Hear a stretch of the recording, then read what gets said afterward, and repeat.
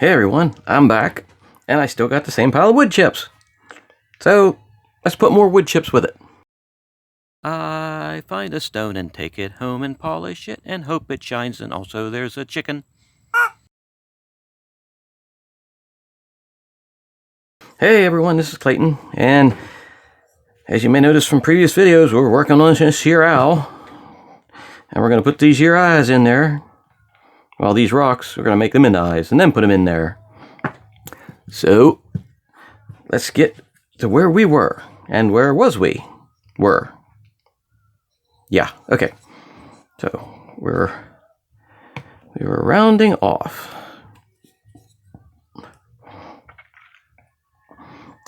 And this is another day. Of course it was another day.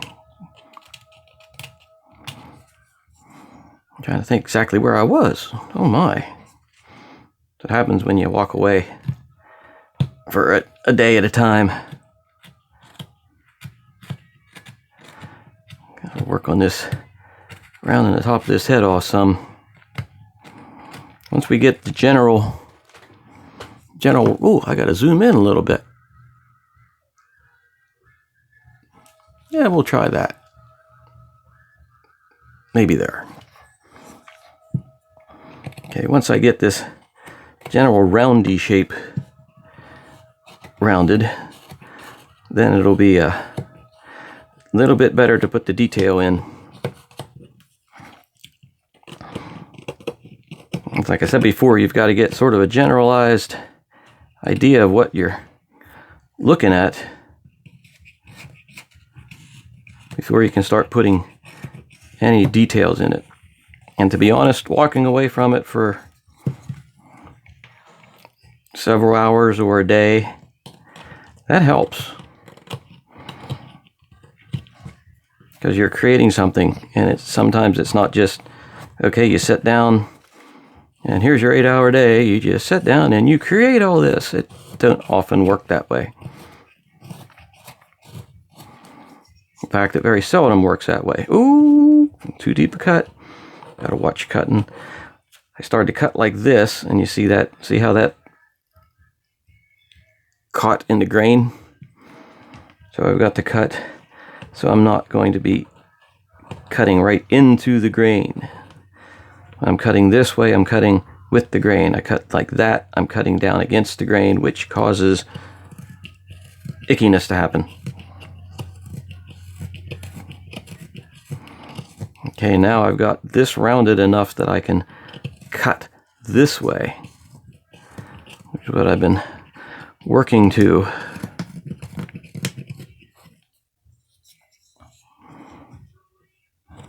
In the same way on this side, I'm getting to where I can round that.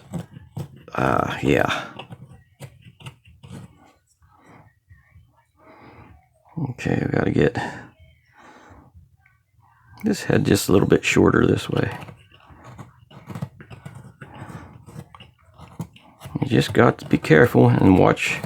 Pay attention to how your knife's cutting.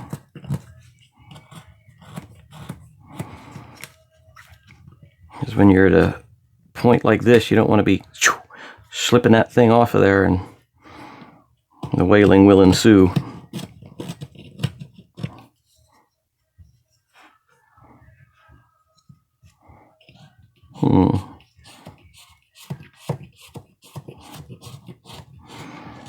All in all, I have maybe an hour and a half into this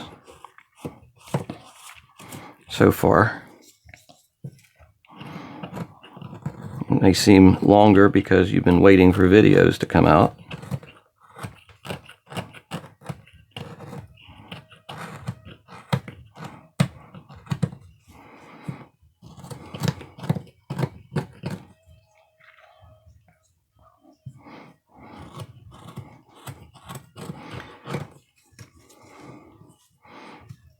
If I was doing this with a Dremel, and I say that quite a bit, if I was doing this with the Dremel, it would probably not take quite as long.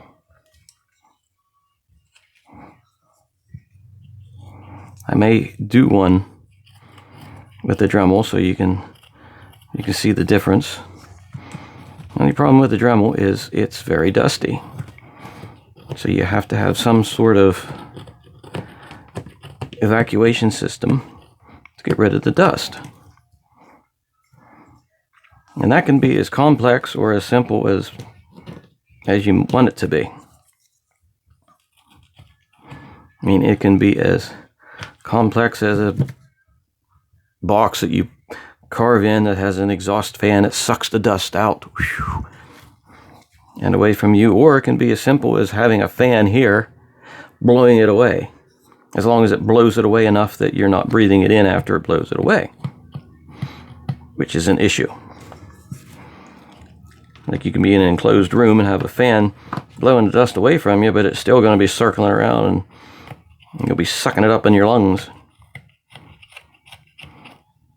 Because even though it's just wood dust, it still lays in there and does nasty stuff to your innards. You don't want dust in your lungs, period.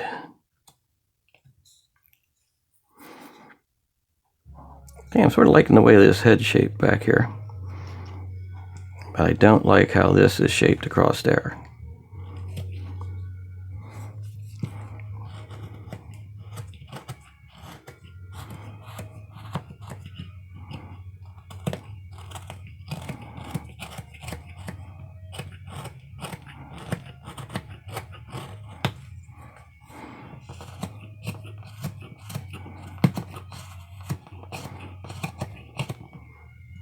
I am recording, aren't I?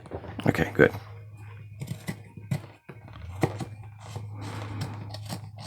These top cuts, they just get kind of difficult.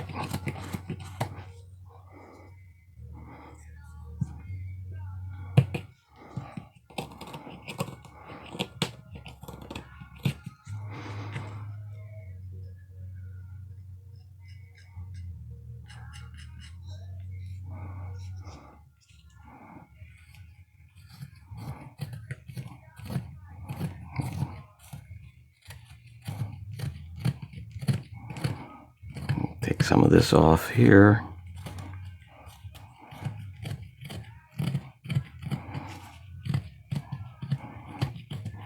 So I can bring this shape down this way now. I have to do the same thing over yonder. Ooh, look at that. Tore that big piece off. There I was, cutting against the grain again. And get to a point where I'm cutting against the grain, cutting the other direction. That's why you let the knife do the cutting. You just apply pressure and cut the stuff off. You don't force it off. This one's going to be a problem.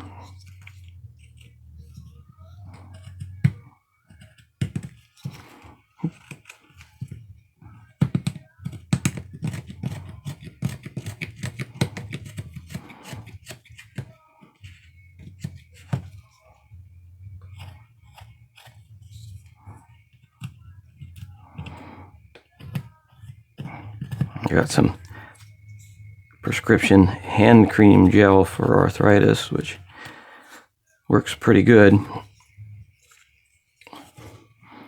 And I have to rub that stuff in after I'm doing some of this cutting.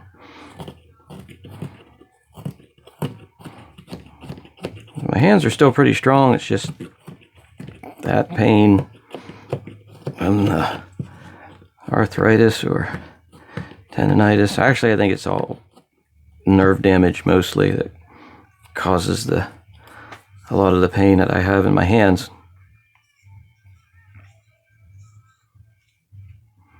As you can see, it's unsmooth, as you would say. So I've got to work that more like that, and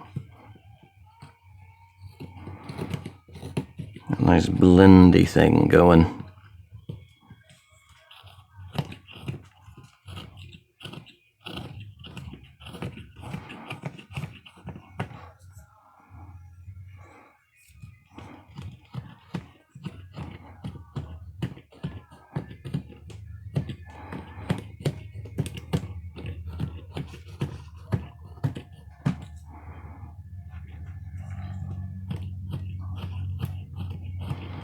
As you can see, I'm getting almost all the saw marks off here, so I'm getting that about to where we want it.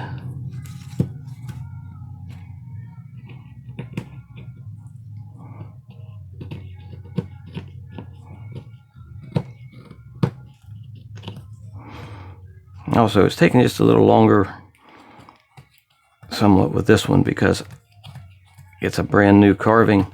I've never carved this exact piece before, so I don't have an idea of how it's going to look. Whereas if I did, I would be able to go at it quicker. You see, this is rounded off nicely here. I need to round this side off too.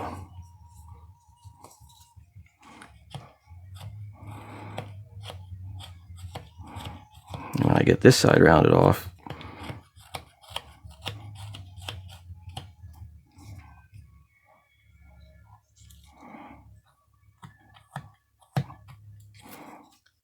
we'll be matching better.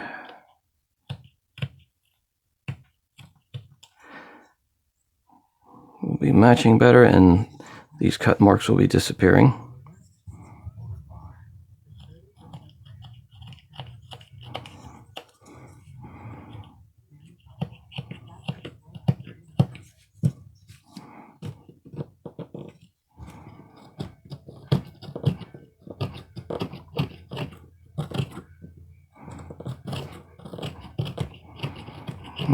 Getting down to where, getting the cut marks away.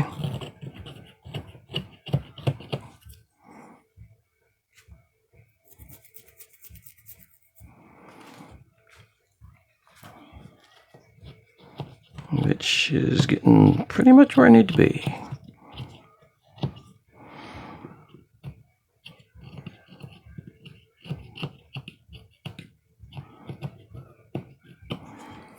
Okay. I may have to take this down flatter. Actually, these two are going to be flattened down more. And I've got to eliminate this gobbledygook here. So this has got to be blended. Blended into that point.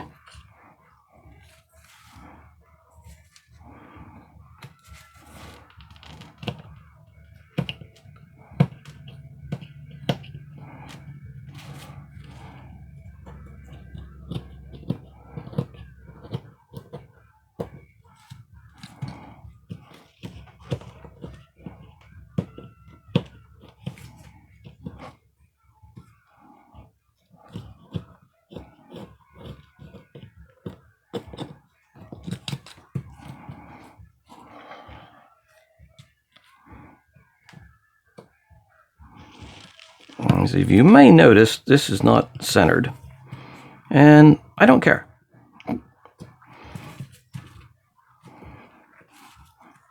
We may end up centering it better later. It's hard to tell.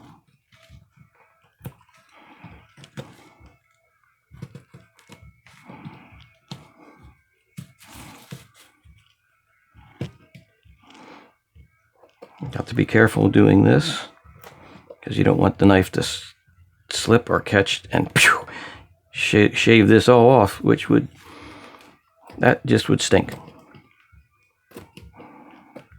I have some rather deep stop cuts running around here, which I'm working up to.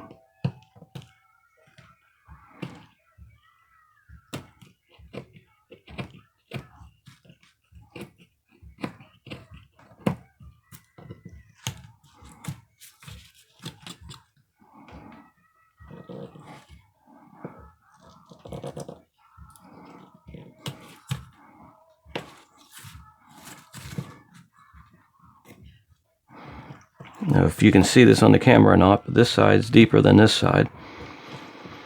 But we are getting that evened out.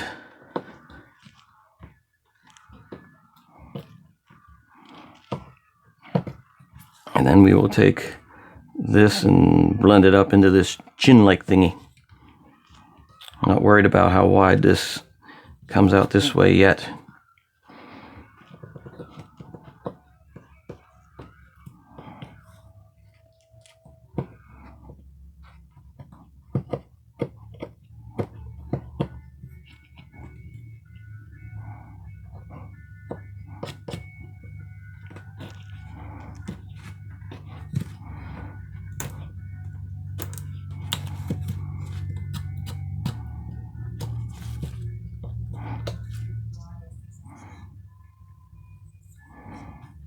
Okay, we're getting there. I'm actually getting to where I'm going to soon have to start using maybe some files.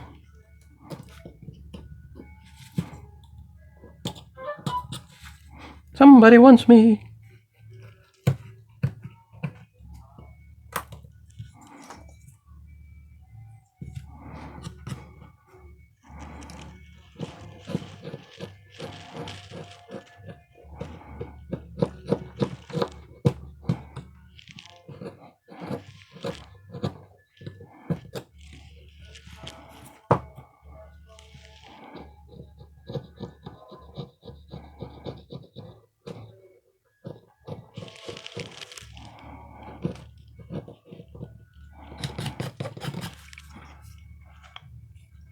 I think we are getting down pretty close to where we're going to have to use sandpaper or files.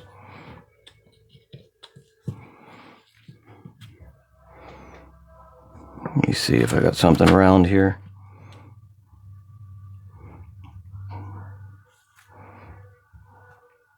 Oh yeah, that'll work.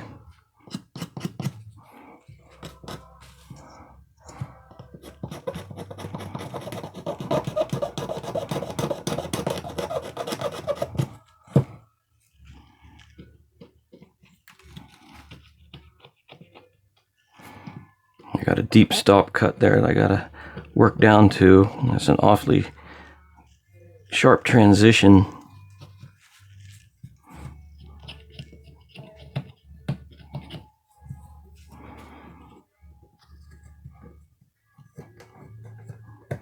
Actually sort of liking the way this looks.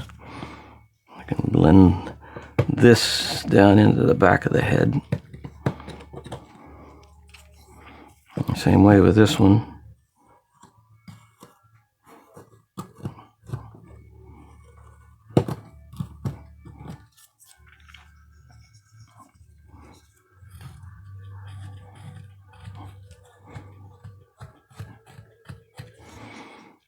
Sometimes you end up getting to a point and then sanding a while, which you probably will, and then cutting more.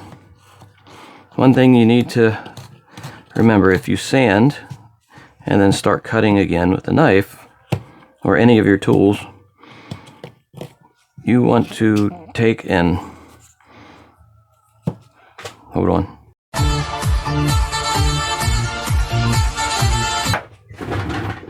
Back. Now, what was I saying? Oh yeah, if you sand, you want to take a brush and a cloth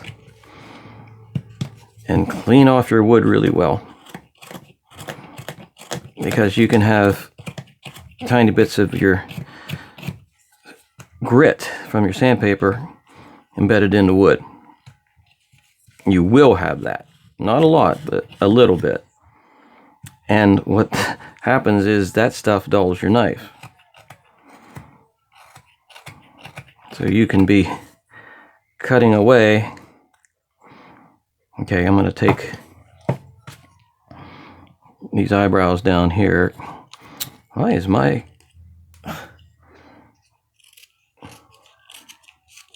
pencil doesn't have enough lead for me to work with? Okay, I'm going to bring these eyebrows down like this and turn this beak into the beak.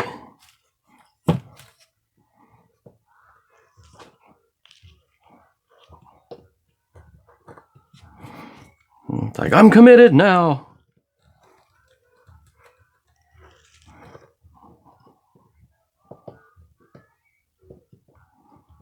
I'm going to have a big beak. Well, not a big beak, but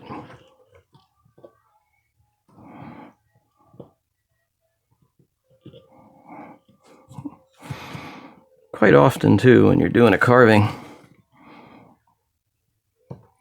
you may do that carving once and then end up doing it again, because you don't, now after you've done it, you can see when it's all finished that there, I think I wanted to do this, or this should have been done. So you change it not change it, but use it as like a test piece.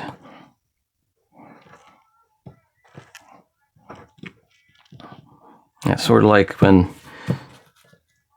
if you're going to make a fairly big sculpture, you may make a small sculpture of it first, a model,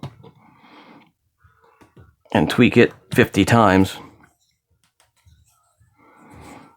before you start working on the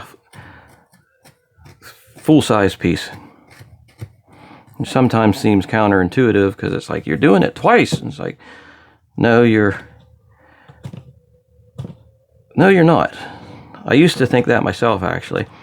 Then I realized if I'm making sketches of something I want to draw, and then go off of the refined sketches until I finally get the finished drawing out, it's like, well, I just realized that I'm doing that exact same thing that you do with a sculpture. You make a smaller sculpture, which is your rough sketches, before you do your full sculpture. Took me a while to figure that out.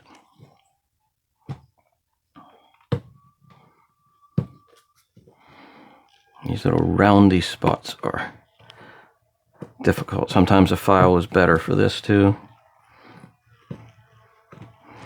And sometimes it's not.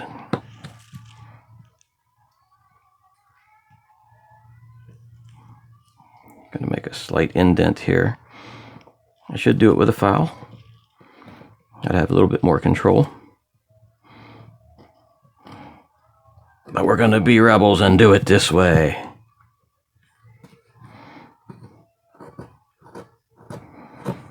Because that's what we do here.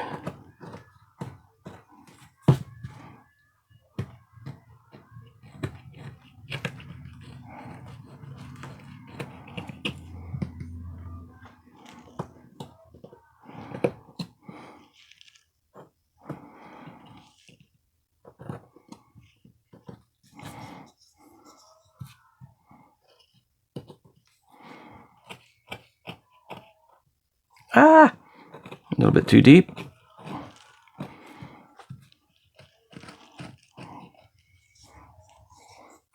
Gonna have to be extra careful around this one, because the grain's running every which direction.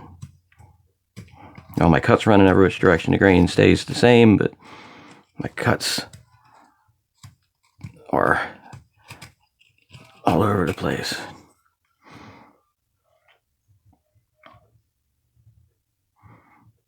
Okay, Mr. Beak, he got punched in the face as a child and his beak's off center. That's the story we're going with.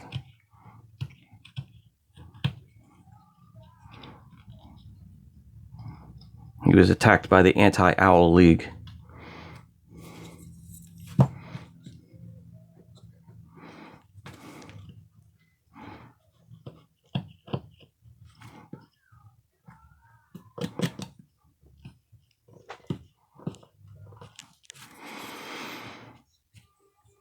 All right, believe it or not, we're getting down to where we're going to have to start detailing.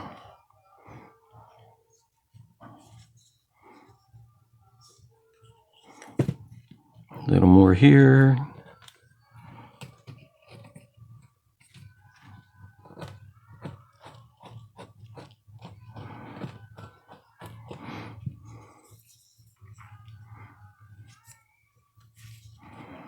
Which will mean sandpaper or files.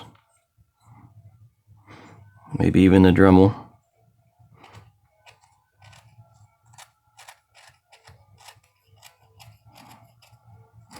And you don't need a super powerful Dremel when you're doing stuff like this either.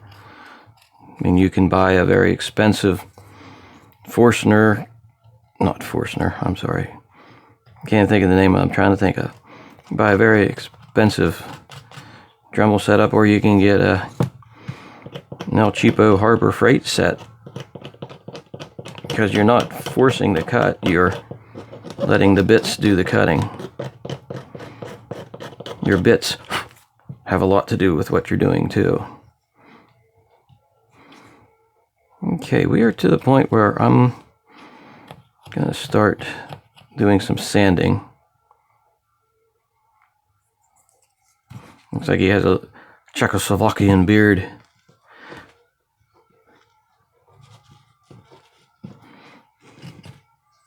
Maybe we'll call him Lenin. Okay, I might just adjust this platform where the feet are here.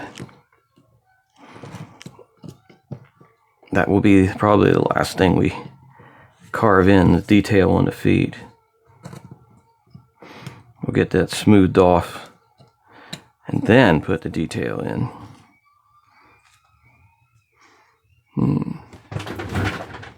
Yeah, I think that'll work. Now, sandpaper. Okay, here's a piece of sandpaper. This is, I'm not even sure what grit this is. I don't know. It was a sanding belt of sorts. And it seems to have a lot of gunk stuck in it, but it's still going to be able to sand well. So, whoa, maybe. Wow, that's pretty. Oh, there we go. Now you can just roll your sandpaper up. Here, I'll roll it up this way.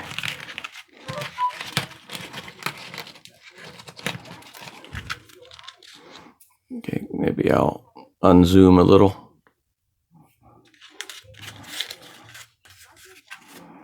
Oh.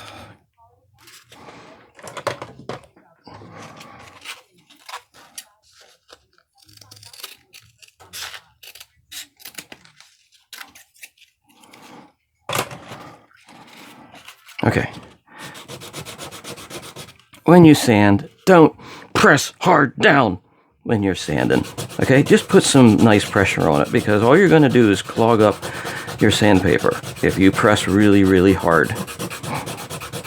And for right now, we don't have to worry about which direction we sand.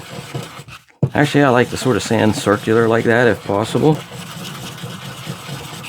And as you can see, we're taking out the cut marks. If I go over here like this, you see that the top part of the cut marks are getting whiter.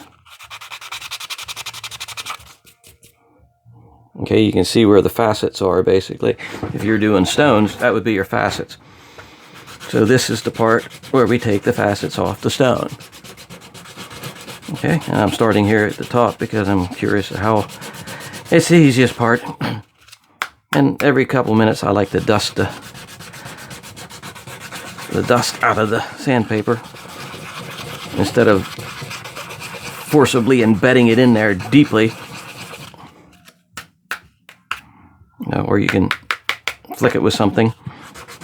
That just helps keep your sandpaper from getting plugged up really fast. It eventually will, but this helps.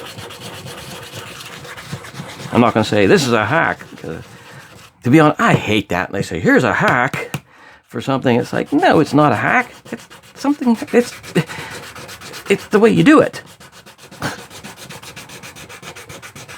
You know, it's something you didn't know that maybe you didn't know. That is like the proper way to do things. Or maybe not the proper way, the easier way to do things. Hack. It's like you hack somebody's computer. That's a hack.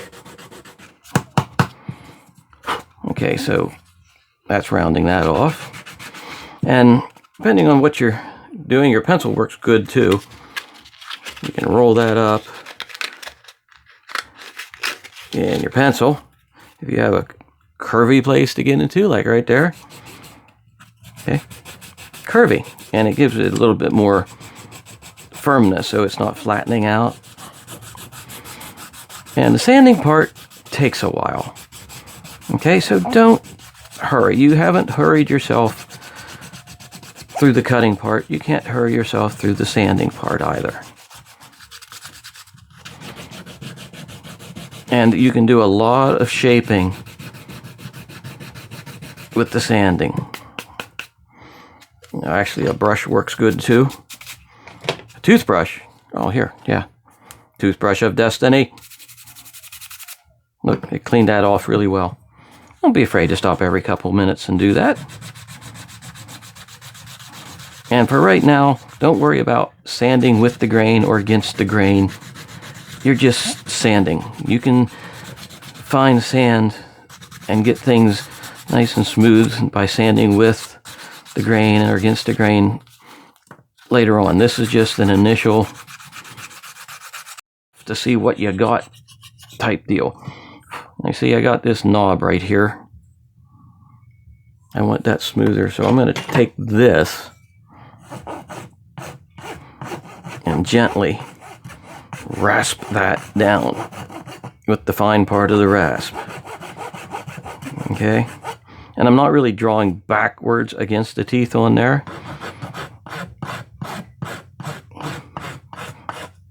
Looked like I was, but I was just like, I'm actually to the point where I can, when I draw back, I'm taking the pressure off.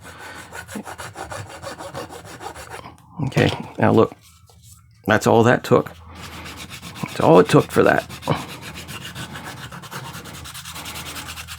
As you see, I took this out because I'm not in that curve anymore. I sort of want it to blend around the wood, conform to it slightly. I'm getting down into here. I might hold that firmer. You can see how that took all that crap out of there. Might hold that firmer into a semi-pointy angle to get down in there. And like I said, I'm not putting a lot of pressure at all. Now you could sand this with a Dremel too. Different sanding discs, different sanding wheels. Do any jewelry making. You might be thinking, oh, I could use one of my sanding discs on that. And it's like, yeah, you could. Because that is really good. Well, the sanding wheels are the same for this as they are for jewelry.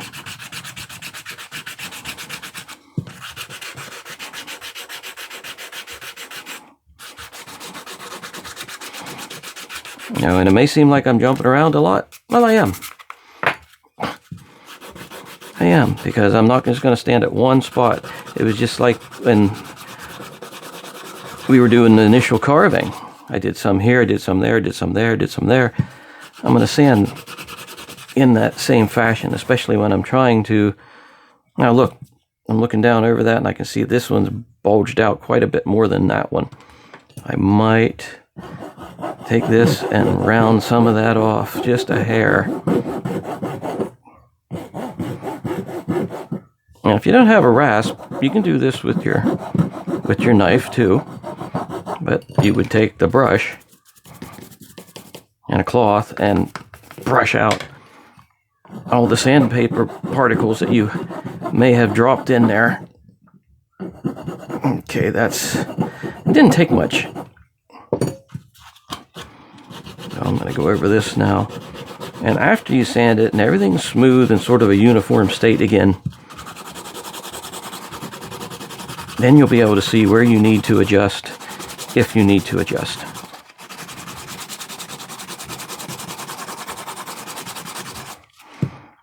And I'm sorry I can't tell you what this sandpaper grit is.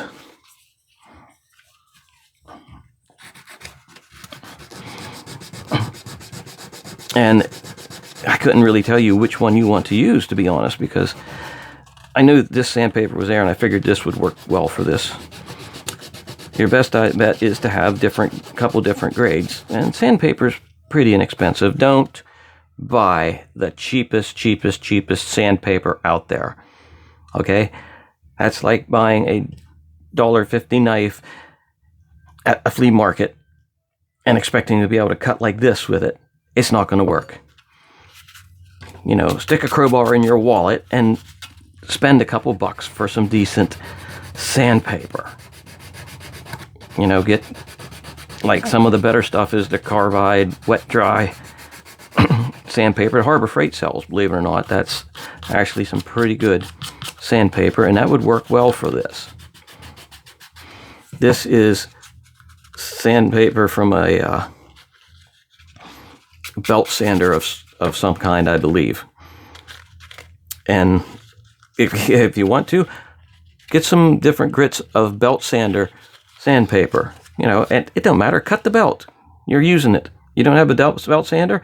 You just want the paper on this flexible, sturdy backing. You know, because you could buy a pack of sandpaper with 10 sheets in it for $1 and use all 10 sheets doing this. Or buy one of these, you know, a belt this big, it costs you maybe $10, and you may never buy one again for who knows when.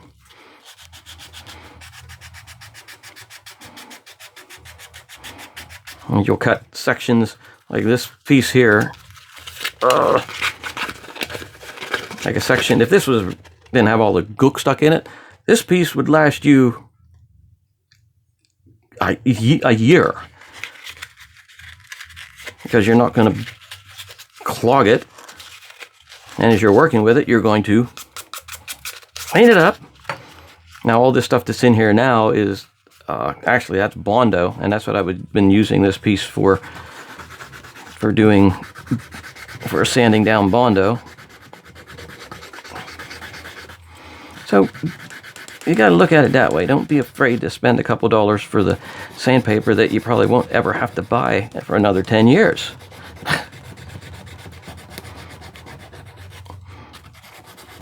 Plus, this won't embed into your pieces as much as that super cheap $1 a sheet or $1 for 10 sheet stuff.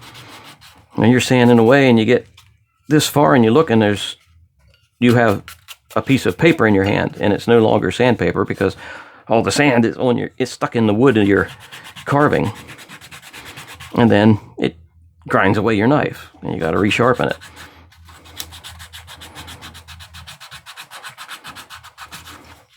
Yep. So there's methods to the madness. There's times to be thrifty, and there's times to say, well, no, I'm not gonna rip myself off for the sake of $1.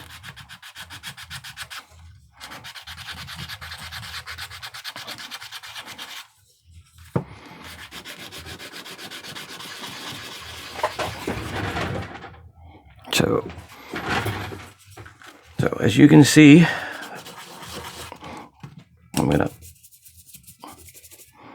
there's some cut marks that didn't get to sand out yet. Right there, right there, right there, and right there. Those will have to be sanded out before we go any farther. So I think what I'm going to do is I'm going to end the video, sand this whole thing down, and start again when it's sanded. Okay, thanks for watching. If you like the video, hit the button down there, subscribe. We'll have stone cutting and stuff on here usually. Well, that's what the channel's for. But anyway, thanks for watching. Thanks for spending some time with me. Have a good evening. I'm going to sand.